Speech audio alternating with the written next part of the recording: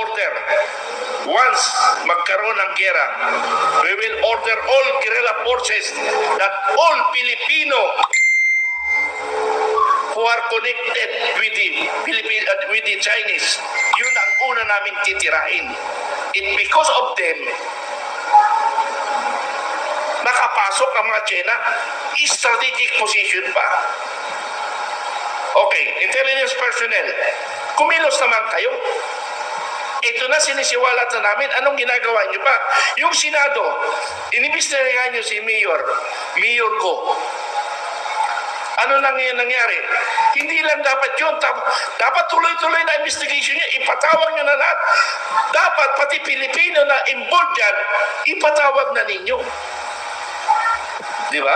O, napalakas na naman ang boses ko. Dahil ang sama ng loob ko talaga. Ang sama ng loob ko sa mga taong korap